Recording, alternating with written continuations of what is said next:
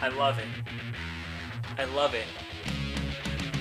Look at, there's the castle in the background, the falling stars. It's beautiful. The two girls dancing on the rooftop underneath the stars. Ah, it's so romantic.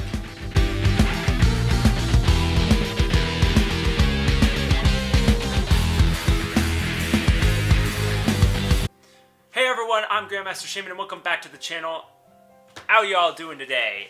Pretty good. We got another episode of Escape from the Princess, which very well could be the final one as we look towards the good, not loner ending.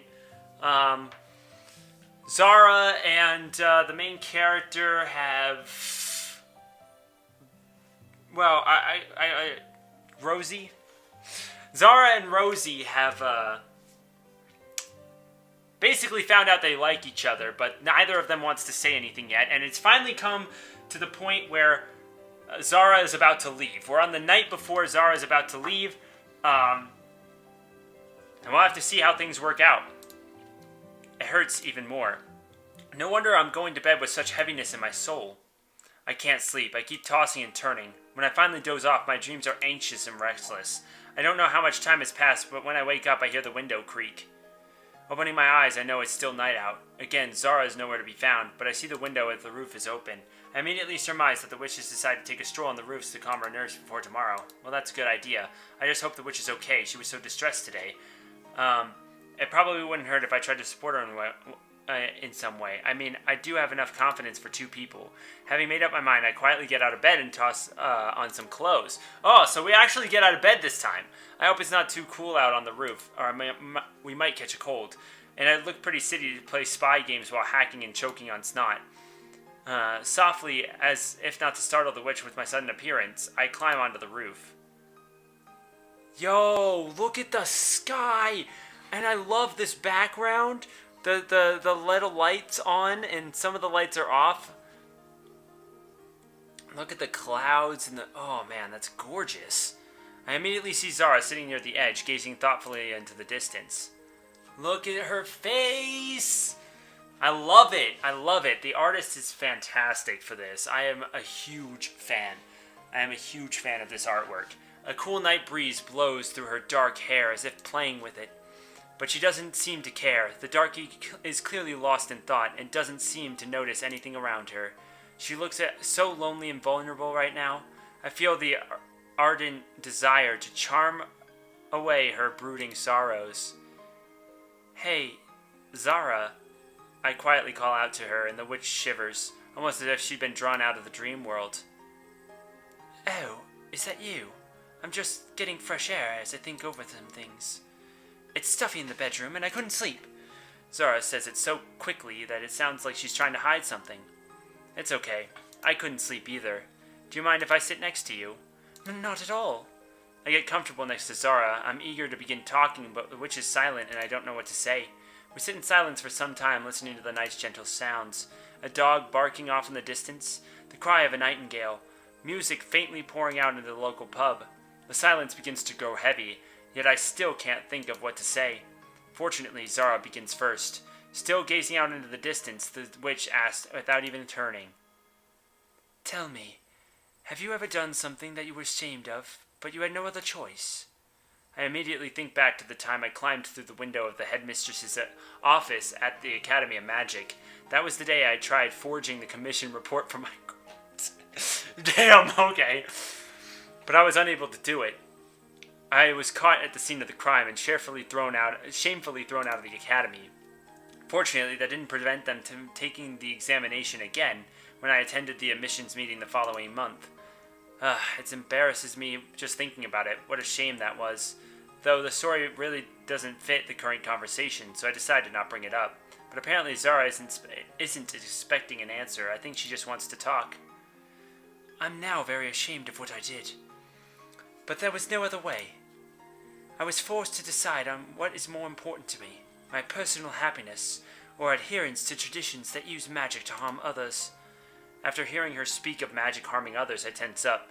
Zara did tell me that she had no intention of hurting or killing anyone. Was it a lie? My mind tells me that I should have stayed and accepted my fate, but My heart wants me to be happy.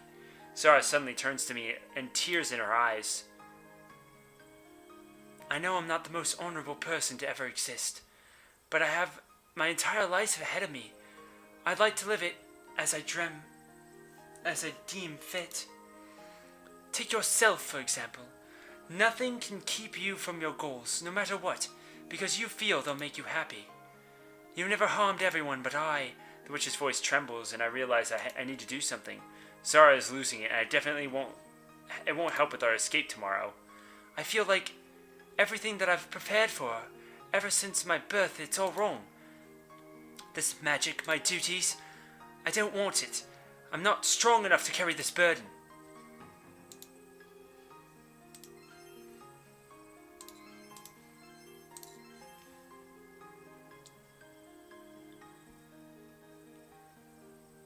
Everyone has their own duties and we can't forsake them. You shouldn't have to condemn yourself to a life without happiness.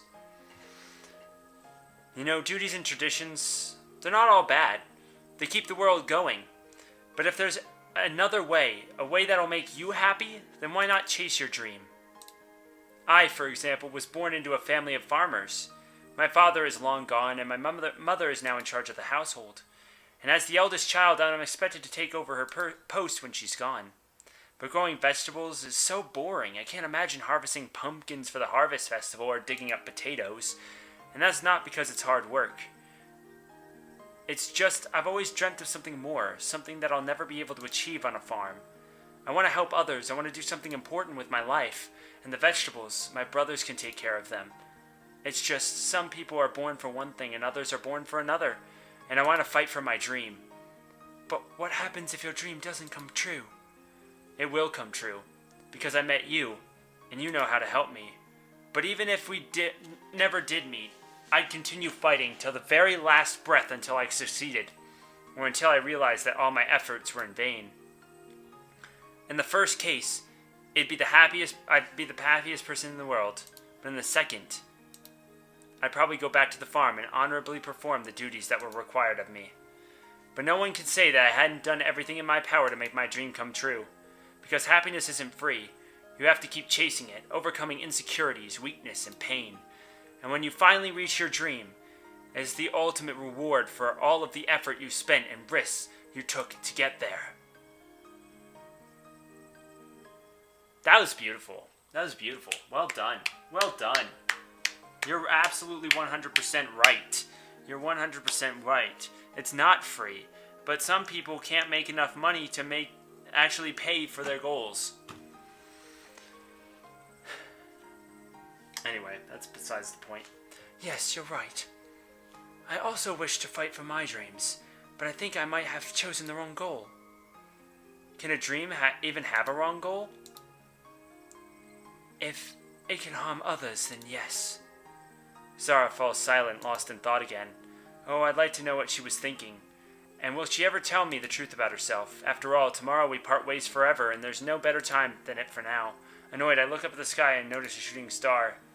Oh look, a shooting star! Quick, make a wish! What? A wish? Why?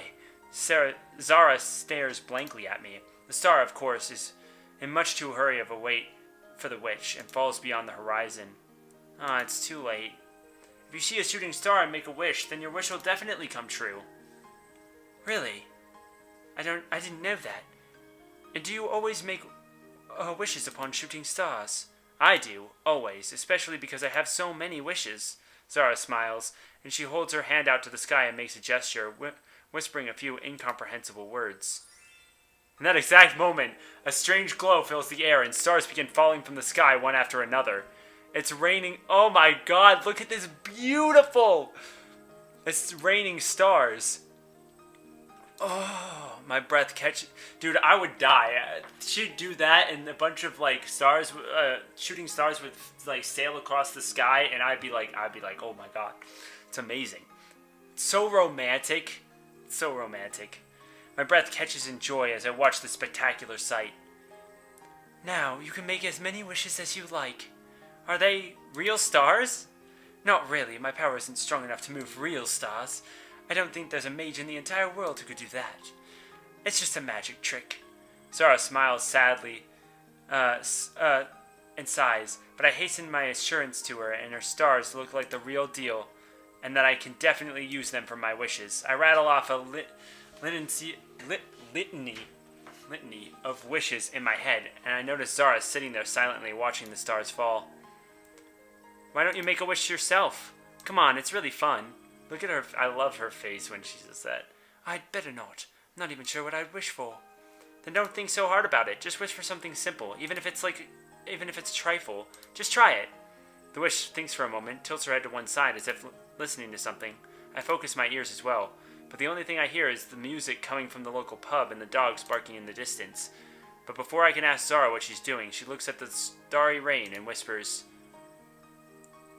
I wish to learn how to dance. Dance? But don't you already know how to dance? Everyone knows how to dance. Well, I do know some dances, but not the ones I'd like. You see, the dances at the palace are absolutely different from the ones you know. The slow, boring displays that require you to perform memorized movements while attempting not to make any mistakes. I never liked the parties at the palace because you were always expected to dance. But one night when I was a child, I couldn't sleep and went out to the garden to get some fresh air, and there was a wonderful music, not usually the kind they played at balls. It was a simple, cheerful melody which immediately filled my heart with joy and made me want to dance. Then I ventured further into the garden and found a gardener playing a rural instrument, and a few of my maids and cooks dancing with each other. It seemed like they were celebrating one of my maids' birthdays, and they were all having such fun I even memorized the tune. I'd sometimes hum it quietly to myself when no one else can hear it. It was similar to the music I hear now playing in the street. When I first heard it, it made me remember that time as a child.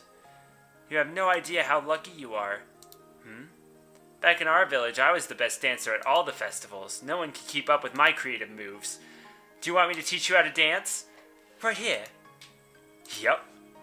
Right now. Yes. Are you ready? Instead of answering, Zara quickly holds out her hand as if afraid I might change my mind. I laugh and pull the witch closer. After all, the dance I wanted to show her requires two partners.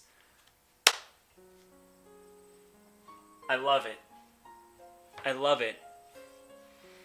Look at, there's the castle in the background, the falling stars. It's beautiful. And the two girls dancing on the rooftop underneath the stars. It's so romantic. I'm so jealous. I put one arm around the witch's waist and take her hand with the other, holding it out to one side. Standing in the correct stance, Zara looks at me curiously in the eyes as she waits for what comes next. And I now realize just what I'm getting myself into. Knowing how close the darky is to me right now, feeling the warmth of her body, I suddenly become confused. But the witch continues to stare at me with intrigue. Well, there's no going back now. I try to hide my embarrassment. I pull the witch even closer to myself and mumble something about music and rhythm and movements. My heart is beating so loudly that I swear it's drowning out the music from down the street. What if the witch hears it? Never in my life have I been so nervous before a dance. Studying over my words, I try to explain what she needs to do. Fortunately, she turns out to be a good student, and I don't need to keep repeating everything over and over again. Otherwise, I'd probably look silly. Trying not to think about how close we are now, I lead her in the dance. We move slowly to the beat of the music, which quietly flows over us as if coming from nowhere, and the stars rain above our heads, the stars the witch made for me. Zara made them because she wanted all my wishes to come true. Thinking about this, a warm, unfamiliar feeling bubbles up within me. A tenderness and gratitude floods over me. I look into Zara's amber eyes. Catching my gaze, she smiles, and I see the falling stars reflect in her eyes. I'm no longer listening to the music, nor do I hear the cicadas singing. The only sound I hear is the beating of my own heart. I got massive goosebumps right now. A light breeze carries over the fragrant scent of rose hips, with that blossom somewhere out in the fields, adding a layer of unreality to the moment. It's as if I were in a beautiful dream woven in music and wishes. I notice how Zara occasionally counts her steps so as not to lose the rhythm, which makes the darky look even cuter. And now, I've forgotten everything else but the two of us. For me, this isn't just a dance, it's us flying above the ground, and Zara is my only companion on this fight. The town blanketed underneath our feet. I want to smile and cry at the same time. These sudden emotions are almost unbearable. All of a sudden, all of it is so unfamiliar, so strange and a little scary. I'm ready to plunge into this sweet yet that painful state, not caring about what happens to me afterwards. It's like magic, but I know it isn't about the enchantress's witchery, and it's about herself. It's about the way she moves, the way she tilts her head, all of the secrets and worries. It's all about that stupidly sweet tea she made for me a few days ago, and I'm left breathless. There's only one thing I'm afraid of now, and that if I were to somehow expose my feelings, it would ruin the magic of this moment. But it's so hard to remain calm, to keep my expression emotionless, especially when my heart is filled with such chaos. I keep glancing at the witch's delighted face. She shines with such joy, and how successfully she caught on to the dance like a child. I want this night to last as long as it possibly can, because in the morning we shall part ways, and I'm terrified to think of what will happen to me once Zara is gone. Finally, the music gradually fades away, and the light of the windows is almost going out one by one. It's well past midnight, and I sorrowfully release the witch from my embrace. Without my support, she briefly stumbles on the roof tiles, awkwardly stepping forward to regain her balance. She was now even closer to me than before.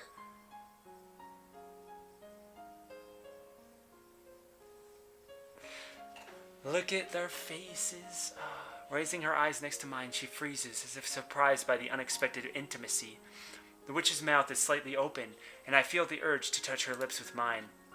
Dumbfounded by this desire, I suddenly realize what I'm feeling isn't friendly kind of love, despite trying to convince myself of it this entire time. So if that's true, then does that mean I'm a pervert too? To my dismay, the thought doesn't cause me any shame or anxiety. On the contrary, everything has suddenly fallen into place. Now it's clear to me the real reason I never fell in love with any of the guys who hit on me back at the village. So it wasn't my obsession with magic that kept me from falling for them, but because I can even accept this newly discovered facet of my personality. After a timid sigh, the witch swiftly presses her lips into mine. Yay! Oh my goodness, that's so awesome. Look at how cute. And I, realizing that Zara feels the same way, passionately kiss her back. My fingers glide over her hair, tangling in her curls, her breath burning me. The witch's lips are gentle, soft, and slightly sweet, and their taste drives me insane. We hold each other close, as if desiring to merge into one. Zara's carelessness leaves goosebumps on my skin, and my legs almost give way. For a moment, a thought flashes through my mind that this is all wrong, but I immediately chase it away. This is right and good, and everything is as it should be. Suddenly, the witch pulls away and whispers, I'm sorry, I shouldn't have done that. I promised I wouldn't do anything without you asking first, and here I'm... Instead of answering, I pull the witch to me again. If this is our first and last kiss, I need Zara to know how much I've wanted it. I don't even notice my hands untying the ribbon on Zara's dress. Whoa! Yo, you just... Okay. The witch follows my lead, and soon my clothes lay in a crumpled pile atop the old roof. You're doing it outside on the roof? Not in your bed? Jeez. I stand there, gazing at Zara. I feel my naked body bathe in the cool night wind. Oh, holy shit. Alright. Censorship for the win, guys. Oh, holy gods. There's even... Okay. They really went into this with this model. I mean, it's gorgeous. Don't get me wrong. I wish I looked as good as her. Like, damn, she is fine, and I am not. But I've seen her naked before, more than once, but everything's different now. Now she's naked only for me alone. Her soft skin is radiant and alluring beneath the moonlight. Her lips glisten wet. Unable to hold myself back any longer, I slide my lips over her neck and hear a restrained sigh, which makes my heart race even faster. Moments later, we're lying naked on the rooftop in front of the entire world, yet alone with each other. Her warm hands caress me as no one else has, making me melt in bliss. Our hot bodies rub up against each other, our lips once again merge in a kiss. My hands touch the witch's delicate skin again and again, caressing and teasing. Zara's panting tells me I'm doing everything right. My head is swimming as well, from her own caresses. Her lips shower my body with kisses, descending lower and lower. Instead of feeling embarrassed, all I feel is the indescribable joy from the intimacy we now share. It seems like Zara knows my body better than I do. She skillfully caresses the most sensitive spots, sending sweet shivers throughout my body. Never in my life did I ever think I'd be experiencing something so wonderful and strange at the same time. When Zara's fingers slide between... Oh, okay. We're just... Oh, damn. Okay. Even though it's farewell, it was worth living my entire life just for this night, and I know that I'll never regret what's happening between us. We spend most of the night on the rooftop thinking of nothing but the pleasure we gave each other, and it was only until morning. And it was only in the morning when we returned exhausted but fully satisfied to the bedroom. Rosie. Rosetta. Oh, this part's the same. Okay, so that part was the same. Wow. Okay, so that was intense. Ah, shit. Hopefully the vagrants won't leave without us. They did say that in their message that they won't wait if we were late. I began flying out of the room, throwing on my disguise as I go, and I've tried to visualize the route we need to take in order to get to Marketplace Square. I hope we don't... Okay. Running past her with bra in hand, I suddenly remembered how we spent last night. Reflexively turning to the witch, I stare at her as if seeing her for the very first time. The memories of the falling stars, a heart-to-heart talk, a slow dance amid them. That was so romantic. I mean, the fucking on the roof was kind of intense, but whatever. The emotion-filled memories flood over me so quickly that I completely forgot what I'm doing. Look at how gorgeous she is. Rosie. Are you okay? I can't hold it in anymore, and I blurt out what I've been carrying in my heart. I don't want you to leave. Unfortunately, I must. But are you sure there's no other way? Perhaps we can bribe the princess, promise her something? I kick myself the moment the words leave my mouth. How can one bribe a princess? What am I talking about? She owns all the wealth in our kingdom. I'm sorry, Rosie, but that's impossible. But I know that you want to stay. Last night proved it. I know you wanted that just as much as I did. I'd really like to stay with you, but then why won't you? I just can't. Forgive me. I understand. I'm sorry too. I shouldn't be so selfish. I don't know the whole story, so I can't really give you any advice on this, but if you truly believe there's no other way, I'm sure you have good reason for it. Of course, you should only do what feels right. I see the corner of the witch's lips twitch, but she only nods in reply. Understanding the conversation is over, I continue to let her get dressed, but without the same enthusiasm. After freshening up, I'm convinced I look decent now. Meanwhile, the sun rises even higher. It's time to go, and so I turn to Zara. Well, if you're finally ready, we should set off. The sooner we get to the gates, the better. Are you sure it's safe on the rooftops? I can't fully guarantee it, but if the guards have really been reinforced, it's our only way. If we go through the marketplace, we'll definitely get caught. This way, we at least have a slight chance of slipping by unnoticed. The most important thing is to get there before dawn. A couple of girls dressed as exotic dancers hopping across rooftops in broad daylight will be spectacle enough to attract the moronic guards' attention. Yes, perhaps you're right. Were you thinking otherwise? Well, I could see it in your eyes. Well, it's understandable. I'm never wrong.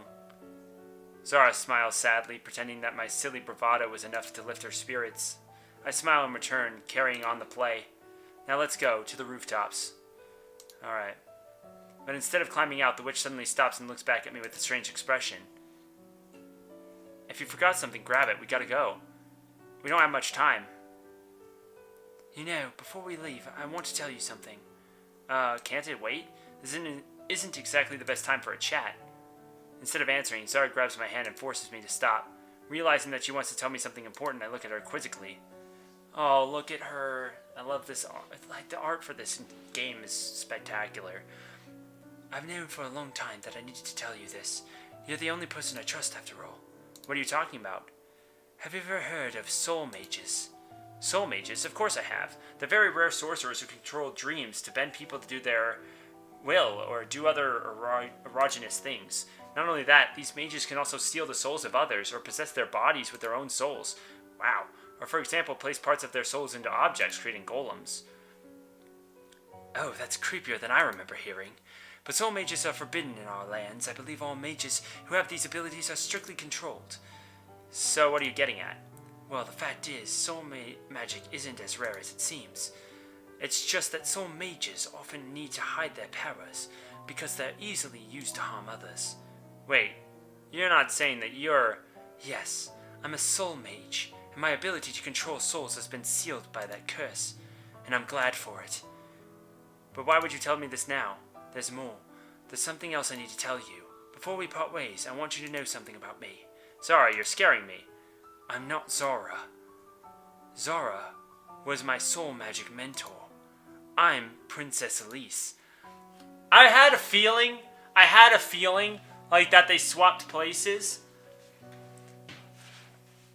So I'm assuming that Elise was probably the only child the king could get, so it was probably not with the queen. Is this a joke? Unfortunately, it's true. I had to steal this body to escape from the palace. Oh! Wait! Oh, never mind. Oh. So Princess Elise... Wait, Princess Elise had herself tied up to stop this person, probably the real Zara, I'd assume. I can't believe it. So this is the like, she was the blonde-haired cute princess until a few days ago, like a week ago. Wow. But before I possessed Zara's body, she cast a curse over me, depriving me of the ability to change bodies again to escape the town unnoticed.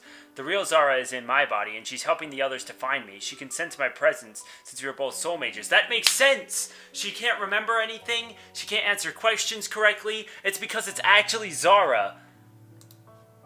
However, my abilities are weak now, and she's as strong as ever. I can't believe this. So this isn't your body? No, it's not. Zara's face reflects shame and regret. Oh gods, but why did your highness do it? Don't call me that. I don't need that title anymore. So that's what happened to the heir of the throne. So she doesn't want to be princess, so she's like, Zara, you get to be princess now. Good luck. And ditches town. I mean...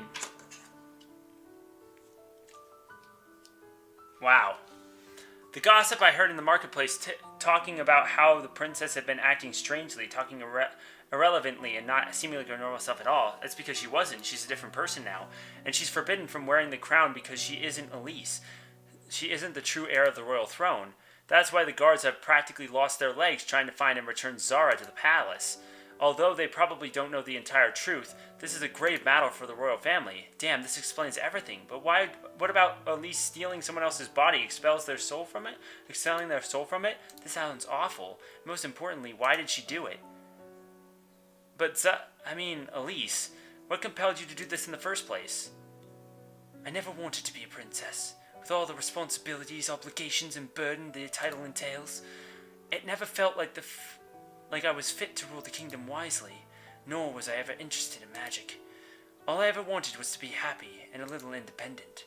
Because of my bad magic, my life has always been strictly controlled. In a family of white mages, any deviation would seem odd, especially something as dangerous as soul magic. I felt like I lived in a prison and was strictly supervised, but the idea to escape only came to me when my parents began searching for a suitable groom, so that they could pass on the title of king. They ultimately decided on my cousin, and a wedding date was set. At that moment, Elise turns to me and I shudder. I don't want a groom. Even if it's good for nothing for the even if it's good for the kingdom. I refuse to sacrifice my dream of finding true love. Then the princess answers lowers her voice in barely a whisper, as if ashamed of her words. And I think I may have already found her. Oh, that's so cute. At this point, I feel everything inside me tense up. Dude, that would be crazy.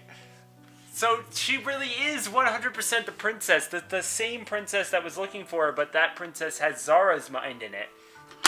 I didn't expect this to be body swap, damn. Like, legit. I've always tried to be good and obedient, but when they announced that I would marry my cousin so that the crown would remain in our family, I rebelled. At first, I tried to reason with my parents, but they were adamant, and then I ran, but I didn't make it. Zara, my mentor, was assigned to watch me along with my guards, but she, like no one else, could handle my abilities. And so I needed to outsmart them somehow. To lure Zara into a false state of security, I pretended that I had accepted my fate. And then, for the first time in my life, I did something I swore I'd never do. I used my natural magic, which I had suppressed and hidden for so many years. The moment my mentor had let her guard down, I tried swapping both of our souls into each other's bodies. But when I was too slow, and Zara cursed me, hoping to interrupt my spellcast, but she failed. The curse only sealed away any soul magic, but the body swap had been successful. We had a small scuffle, and I was able to tie Zara to the bed. In Zara's body, I was able to simply walk past the guards, telling them that the princess had sent me to retrieve something from the library. Am I a horrible person? I renounced my title, betrayed my family, and even stole someone else's body. Wow. At the same time, I don't know if I can blame her for that. I can't judge you for that. Everyone wants to be happy, and you had no other way that you thought that you could do it.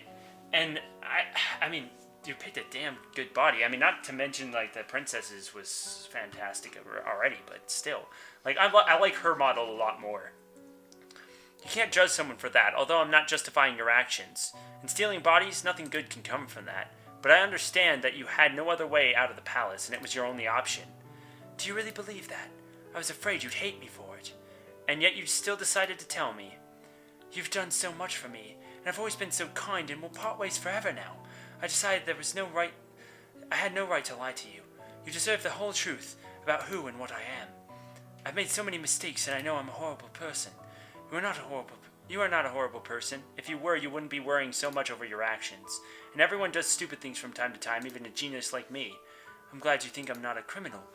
I imagined this conversation would go over and over again, and I was ready for whatever outcome came of it. But the fact that you actually accepted me for who I am, it makes me so happy. In a burst of gratitude, she hugs me so tightly that I can barely breathe. Thank you. Thank you for everything. Knowing that her body doesn't actually belong to her has me feeling quite embarrassed as she embraces me, and the knowledge that this isn't the witch, but the princess herself has me slightly unsettled. But I willfully suppress the feelings of confusion. I don't want to disappoint Elise. Still, I don't like her for her stolen body, but for her personality. When we finished exchanging confessions and gratitude, we hurried to the roof. There's only a little time left. I try to gather my thoughts after Zara's surprising confession. The news truly was disturbing.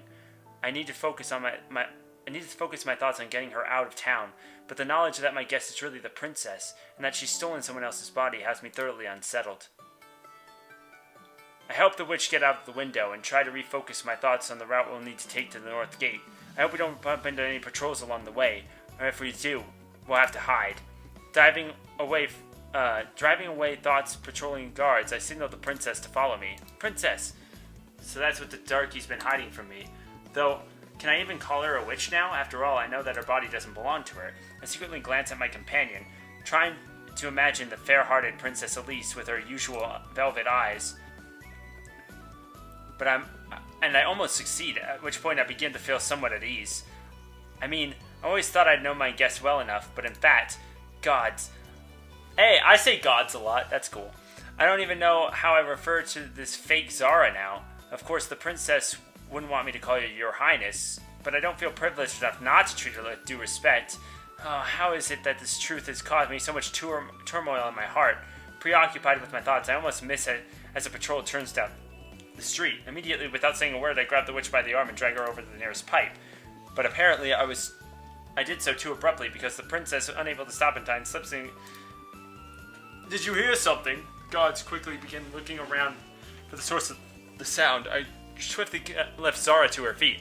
But at that exact moment, an odd scuffle breaks loose beneath my foot, and it falls directly in front of the guards. Up there! There's someone up there! Oh shit, the soldiers look up and chills of horror spread through my skin. Elise and I are hidden behind a brick chimney, and there's nowhere to run. If the guards decide to search the rooftop, it'll be over for us. You, and you, on the roof, search everything! Damn. I clutch the princess's hand and mentally prepare myself for a fight. Of course, I know that a farmer's daughter and a cursed witch are unable to handle as many soldiers on their own, but we can't just give up. Even if our adventure ends here, no one else could say we didn't do everything we could to save ourselves. But then Elise suddenly does something very odd. Meow, meow. Confused, I stare at her. Did the thought of being captured drive the princess mad? Meow. Elise gestures for me to repeat her. I'm about to refuse, but then I notice the guardsmen climbing up the rooftop have stopped and are now listening. Oh my god, look how cute they are! They added the cat ears. Oh my goodness. That was completely unnecessary, but so cute and at the same time completely necessary. Look at how cute they are. Oh my god, they make such a good couple. Even though that Elise, like, even blonde, sophisticated Elise would still go well. She definitely looks more playful. She definitely fits, like, the princess's actual personality a lot better, in my opinion. Meow, meow, meow, meow, meow, meow, meow. Elise and I are meowing with all of our might, caterwauling like frightened and enamored cats. It's just cats! Abort, continue the patrol. Those damn mixins. Why aren't they sleeping this early in the morning? They're cats, who knows what goes on in their furry brains. As soon as the patrol disappears around the corner, I sigh loudly and then stare at Elise. She catches my eye, unable to keep a straight face, she smiles. That was so stupid. But effective. Imagining how silly it probably looked from the outside, I started laughing and the princess joined me. Watching Elise laugh, I couldn't help but think I'd never see her as cheerful in her former body. The princess, I remember, was always somber and silent. I always thought our princess was withdrawn and humorless, but no, she indeed knows how to have fun and is capable of the unexpected. I hope Elise finds her happiness once she escapes town. She deserves it. And the mistake she made... Who hasn't made a mistake? We were finally back to the northern gate. The sun was already high in the sky. Even getting up early in the day, who knew there would be so many unexpected delays? Stupid guards always getting in the way. I hope the performance troupe is still there. Of course, the note said that they wouldn't wait for us if we were late, but who knows? Shiny coins have a way of changing people's plans. Too bad I don't believe in God's protection, otherwise I'd be praying to them right now. Alright, so we book it. I don't even have anything to cover my face. Oh, why didn't I take a hanker scarf with me? I could have easily used one right now. When the witch and I finally arrive at the North Night, we both sigh of relief. I can't believe we managed to make it here without incident. Well, mostly without incident. Okay. I don't like this one bit, but there's nothing we can do. We need to move forward with the plan. Without wasting any more time, I begin searching for the performance troupe's wagon. And quickly, I see them near the gate. Great, we're not too late. Do we really need to pass through this way? Are there no other options? We already talked about this. The northern gate is the closest one to my house. We would have needed to walk through most of town to reach any of the others. And going back through it now would be more dangerous. Agreeing, the princess silently nods, but it's obvious she's worried. Are you sure you want to do this? We can still go back. Elise studies the guards for a few minutes, and then proudly raises her head high and says, I've always wanted to be in control of my own destiny. I must go. Okay. We've got a lot of choices now. Okay, we've definitely chosen the right thing. Reminder of a duty to your people. Oh man, I feel like let's do nothing. Let's let her. Elise is right. It's her life, and she has to decide what she wants. Although I don't approve of her doing all of her things. Anyway, let's do it. We shouldn't keep the guards waiting. I glance in the direction of the traveling performance, who are clearly waiting for someone. That someone just happens to be the darky and me. Oh, look how cute they are. Trying not to attract the guards' attention, I casually walk towards the motley crowd of wandering artists. I hope that my outfit will help me blend in with all this color. The witch who is following me looks no different than any of the other dancers. Her exotic appearance suits her well, although I stand out a bit. Well, at least I have my excellent acting skills. I approach the leader of the camp and inform him of the good news so that we finally arrived, but to my surprise it appears that they were waiting for someone else. And we're not the only ones they're taking along with them. It seems another couple is to join the caravan, but they're running late. So they weren't really in the wait for us, but they're fine waiting for someone else. Very suspicious. I hope this doesn't mean trouble. We've already had enough already. I try to persuade them to leave now, but immediately rebuffed. Apparently, they're waiting for someone of their own troop to arrive. Okay, the sooner we get out of town, the better. It's almost half an hour later when the stragglers finally show up. Although I don't recall seeing the guy before, he's clearly a member of the troop. And the girl, I feel like I should know her from somewhere. Cautiously gazing over at the guards, they then approach the troop's leader and begin talking to him. It's hard for me to eavesdrop on what from over here, but I definitely feels like something fishy going on. It's obvious that the couple are lovers, and you can see that from a mile away. The way they hold hands, the way they hug each other, they're clearly more than just friends. Taking a look over at the girl, I am able to recognize her. It's the saleswoman from the magical artifact shop at the market. Her name is Armina, and I'm sure she's married. Ooh. So what is this? A saleswoman leaving her husband behind to run off with a younger man? Now this is getting interesting. I notice Armina holding onto a small bag covered in runes. I wonder what's inside. Maybe she brought some artifacts with her from the shop to sell later? At first, I want to glare at the girl, but if I'm letting her know that it isn't right to cheat with her husband, then I change my mind. She's clearly happy and in love with this young man. Perhaps I shouldn't be the judge of such a situation, especially since Armania always seems so serious, even sad when she stood behind the counter at her husband's shop. I half suspected she didn't even know how to smile. How wrong I was. Armania recognized me and grows anxious, but I hasten to reassure that I'm not here on her husband's behalf. Understanding that I have no intention of impeding her escape, the girl smiles gratefully.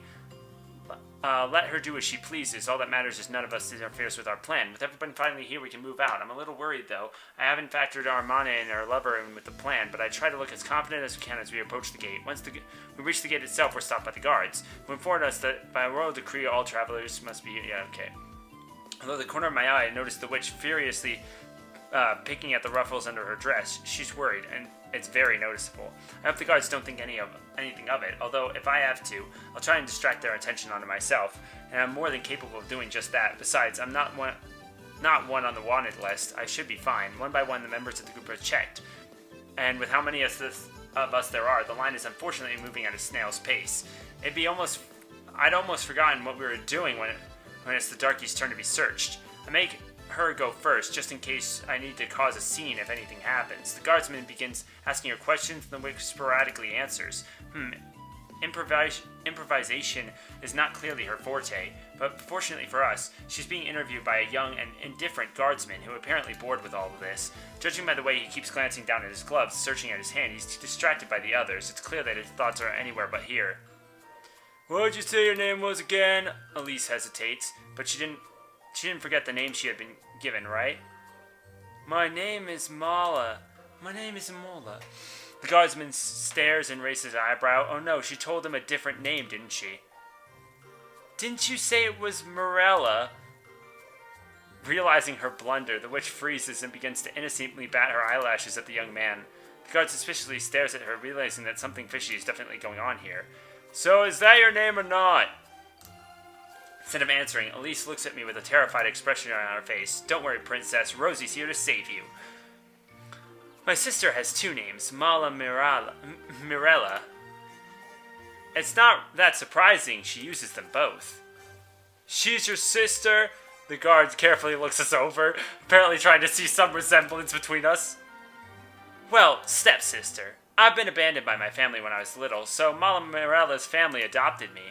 He must have bought it, since the guardsman merely nods before moving on. He reaches the stack of wanted posters. I realize it's time for me to act. Unceremoniously pushing the witch aside, I lean against the soldier's chest and nonchalantly say, "Was there anything troubling you, sweetheart?" What are you talking about? There's a unique aura around you.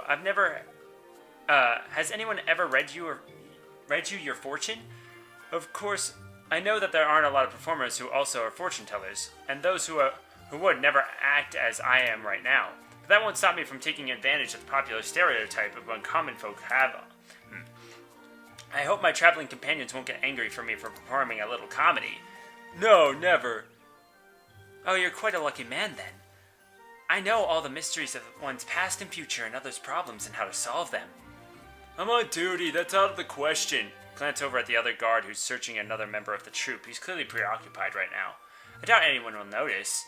I won't even charge you. I simply want to help you out of my kindness of my heart. Now make up your mind already. Do you want your fortune read or not? The guard hesitates and then leans over to me. Actually, I kind of do. Voila! Nice!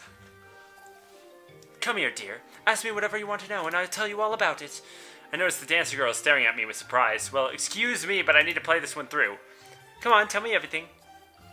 Well, the thing is, I'm 20 years old, and my parents want me to marry already. And I just can't find a girl I can love. And that's all? I mean, yes, I see your problem. I can see that you're a prominent fellow, and that you are surrounded by many girls, but none are to your liking. Am I right? Guardsman blushes and timidly nods in reply. Maybe I flattered him too much by calling him prominent. And yet, you still can't find the one, am I right?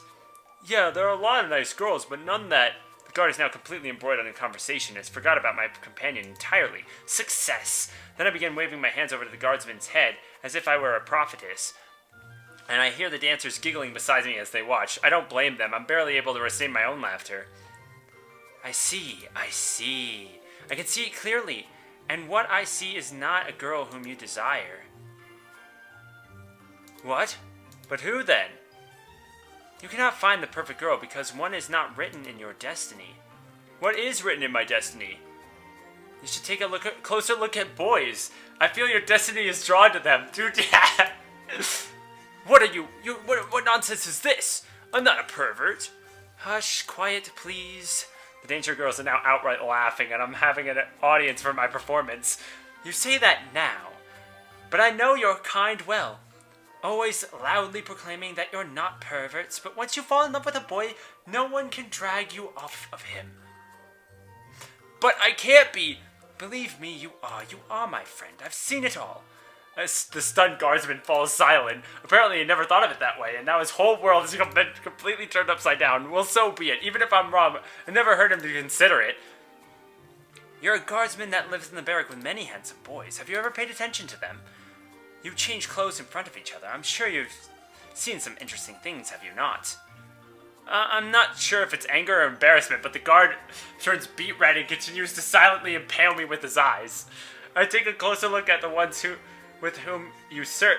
Take a closer look at those whom you serve. I believe your destiny is within one of them. I'm certainly not but the gods have revealed it to me. How dare you defy the gods? Now go and choose yourself a handsome man. And the guard is totally taken aback. In horror, he looks over at the mounted soldiers. I hope he just decides to heed my advice and selects a mate from amongst the brave warriors. Realizing my job is done. Hey, at least she's like, I want you to ship. I'm shipping you and these other soldiers, man. Dude, that's awesome. 10 out of 10. Realizing my job is done here, I head towards the others. Now that we've gotten inspected, we can head through the gate to freedom. I'm about to pat myself on the back for my amazing job when I suddenly hear shouting behind me. Spinning around, I see an angry man rushing over to us with a giant zucchini in the air as if it were a club. This is a fantastic sight, but who the hell is that? Stop! Damn gypsies! They kidnapped my wife, Amina! Oh, they're criminals! Arrest them at once! Damn, it's the salesgirl's husband. Now I know why she chose to run away with a handsome fellow. Where is Jenna's bastard? I know it's him. He stole my Amana from me. The damn gypsies are... I take another look at the size of the zucchini the man is apparently wielding as a weapon. Well, Jenna's... Certainly wouldn't enjoy having Armina's spurned husband use that zucchini as a... Well, he wouldn't like it. Realizing the scene that's about to take place, I decide we need to get out of there, and fast. Grabbing Elise's hand, I drag her towards the gate, but it's too late. To my horror, the guards have begun closing the gate. Damn. That fool thinks the performer stole away his wife, and now we're gonna all fall for it. Besides, if this is a kidnapping, then I'm a lollipop. I can't believe they closed the gate. Rosie, what do we do now? We're goners. Stop panicking. There's nothing wrong. My words are interrupted when the mountain guards begin surrounding us. Arrest them all! And send them to jail so we can sort out this business! Damn it, if we end up in jail, then the darky will definitely be found out in no time. Stupid Armina. Why does she have to run away with her stupid lover right now? Seeing that the situation is starting to get really intense, I whisper the wish that we need to run. At the same time, I notice Janice standing in front of Armina, ready to fight. How noble, yet incredibly stupid of him. Not only is he severely outnumbered by the soldiers, but the law is on the husband's side, not his. Oh, and why do I always have to be the one who saves everyone? I take a deep breath with all my might and let out a couple Run, you fools! Jonas and Armina turn to me, and I start running, dragging the darky along behind me. The lovers quickly react and follow us, but that wasn't exactly what I had in mind. It's going to be much more difficult hiding the four of us now. I just knew that one day my kindness would be my downfall, and there's nothing I can do about it now. We all need to hide. Besides, Armina seems so happy with her young lad, and for the same reason I found myself worrying about them, almost as if they were my family. Oh, how did I get so sentimental?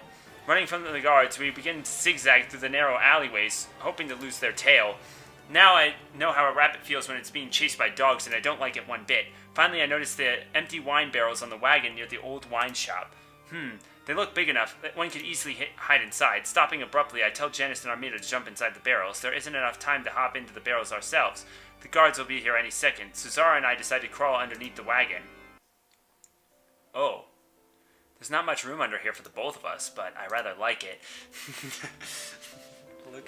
Look at this picture, damn. Look at her legs. She's ready, dude. She is ready. She's like, oh man. I mean, to be fair, if you were stuck in this situation, it seems we're relatively safe for now. I can finally breathe again, but the witch is lying on top of me in this very compromising manner. The thought briefly derives all fear from my mind. I feel like there's no one here but us. I feel the darkie's chest heave as it struggles to catch her breath, her weight pushing me into the soft grass beneath us. Unconsciously, I adjust my rhythm of my own breathing to match hers, and we're now breathing as if one single entity. Breathe in, breathe out, breathe in, breathe out. What an amazing yet strange but amazing feeling. Breathe in, breathe out, breathe in. I can hear my companion's heartbeat, the breath leaving her lungs, and her head is now completely filled with chaos. If it weren't for our clothes, we'd be a single living being. There's the only thing that's separating us now. How I wish I could stay with Elise forever. No matter what she looks like, no matter what she's done, I just want to be with her, and close like this. Maybe even a little closer. Oh, look at her face. Oh, as if reading my mind, Elise turns and locks eyes with me. I wonder if she feels the same way. Yes! Answering my unvoiced question, the princess leans in close, and I feel the touch of her lips on mine. I literally lose my breath for the sudden surge of heat. The princess witch's lips are tender and warm, and I freeze, enjoying the moment. Will I ever feel anything like this again? Or will our ways part forever? I'm so caught up in the moment that I don't even notice that the guards have already ridden past. Fortunately, they didn't search the old wine cart, and we're safe for now.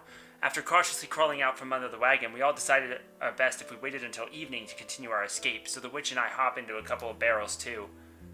You just sit in barrels till the evening? When it's finally dark enough to come out, I can barely move. My hands and legs are all gone dead sitting in this wretched barrel. But most importantly, we're still on the run. Once outside, the darky and I turn off our long, uncomfortable outfits and hide them in the barrels. Luckily, we were wearing them over our regular clothes. If we have to run, nothing should hinder our movements now. Janice helps Armina out of the barrel, and he expresses his gratitude for our help.